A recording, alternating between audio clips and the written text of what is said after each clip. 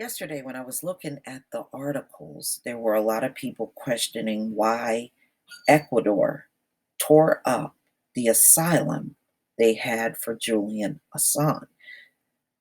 What many of these news outlets did not mention is the relationship between Ecuador and Julian Assange was strained since 2013. He hasn't been getting along with these people at all, but yet he was occupying their embassy. You also have to factor in the president of Ecuador is not the same president from 2012, okay, when he got asylum from them. So this is a whole different president and probably had no ties to Assange and didn't care, being that he wasn't getting along with anybody. He didn't care that he tore that up. Probably thought, good riddance, get rid of him. He didn't care. So, ladies and gentlemen, you can best believe he is going to be extradited. Okay, he's coming back to the US. Make no mistake about it. He's coming back. And there's already a court date set for May 2nd for him to appear in Virginia. So, here is the actual indictment.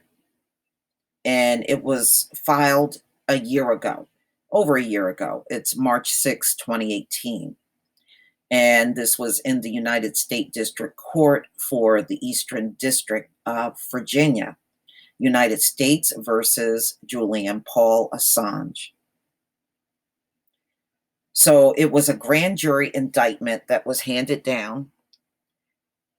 And as you can see in here, it has Chelsea Manning, formerly known as Bradley Manning, was an intelligence analyst in the United States Army who was deployed to forward operating base Hammer in Iraq. Manning held a top secret security clearance and signed a classified information non-disclosure agreement acknowledging that the unauthorized disclosure or retention or negligent handling of classified information could cause irreparable injury to the United States or be used to the advantage of a foreign nation. Executive Order number 13526 and its predecessor orders define the classification levels assigned to classified information. Under the executive order, information may be classified as secret if it is unauthorized disclosure reasonably could be expected to cause serious damage to the national security. Further, under the executive order, classified information can generally be disclosed to those persons who have been granted an appropriate level of United States government security clearance and possesses a need to know the classified information in connection to their official duties. Julian Assange was the founder and leader of the WikiLeaks website. The WikiLeaks website publicly solicited submissions of classified, censored, and other restricted information. Assange, who did not possess a security clearance or need to know, was not authorized to receive classified information of the United States. So they're saying around January 2010 and May 2010, Manning downloaded 4 nearly complete databases from departments and agencies of the United States. These databases contained approximately 90,000 Afghanistan war-related significant activity reports 400,000 Iraq war-related significant activity reports, 800 Guantanamo Bay detainee assessment briefs, and 250,000 U.S. U.S. Department of State cables. Many of these records were classified pursuant to Executive Order 13526 or its predecessor orders. Manning provided the records to agents of WikiLeaks so that WikiLeaks could publicly disclose them on its website, which they did. If you remember, they did. WikiLeaks publicly released a vast majority of the classified records on its website in 2010 and 2011.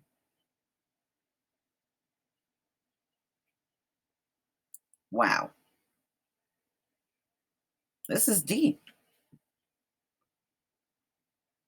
On or about March 8th, 2010, Assange agreed to assist Manning in cracking a password stored on United States Department of Defense computers connected to the secret Internet Protocol Network, a United States government network used for classified documents and communications as designated according to Executive Order number 13526 or its predecessor orders. Manning, who had access to the computer in connection with her duties as an intelligence analyst, was also using the computers to download classified records to transmit to WikiLeaks.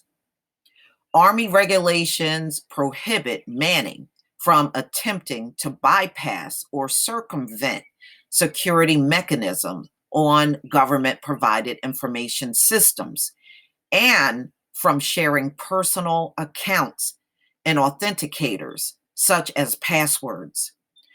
The portion of the password Manning gave to Assange to crack was stored as a hash value in a computer file that was accessible only by users with administrative level privileges. Wow.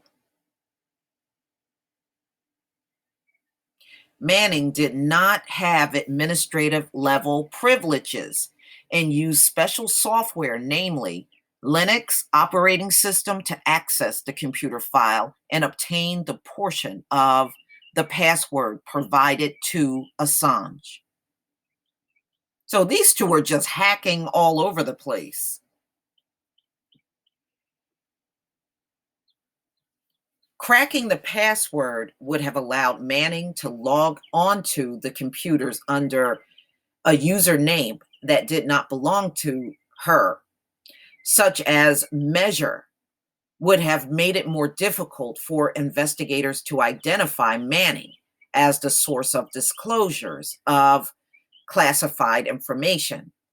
Prior to the formation of the password cracking agreement, Manning had already provided WikiLeaks with hundreds of thousands of classified records that she downloaded from departments and agencies of the United States, including the Afghanistan war-related significant activity reports and Iraq war-related significant activity reports.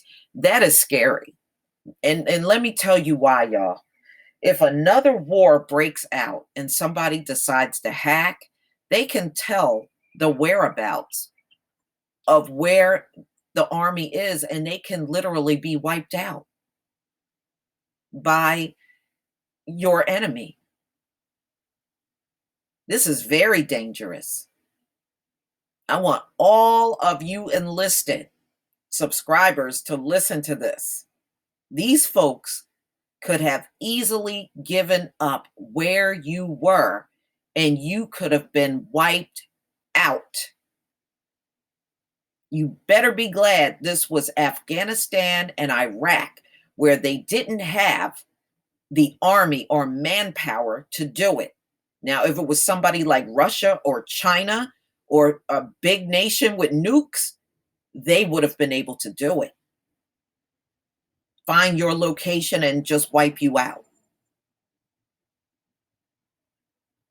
I mean, what they did is very dangerous. For example, on March 7th, 2010, Manny and Assange discussed the value of the Guantanamo Bay detainee assessment briefs.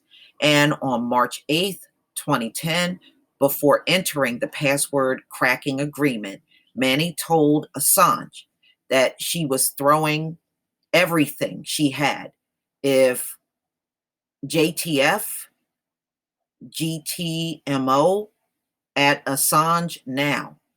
Manning also said, after this upload, that's all I really have got left. Wow. This is deep. This is deep. And you have to question, why is the US Department of Defense so easy to hack? Knowing the nature of what they do, why would they be so easy to hack, y'all?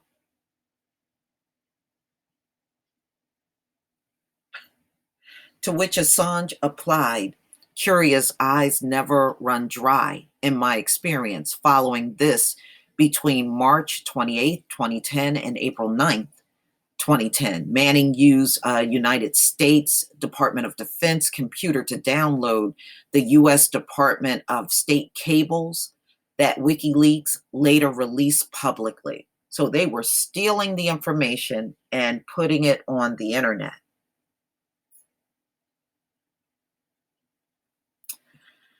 Y'all, what I will do is leave the link to this in the description box, and you can come out and look at this indictment yourself. But you can best believe, after looking through this, he's definitely going to jail. And I don't even see how they re-release Manning, especially after reading this.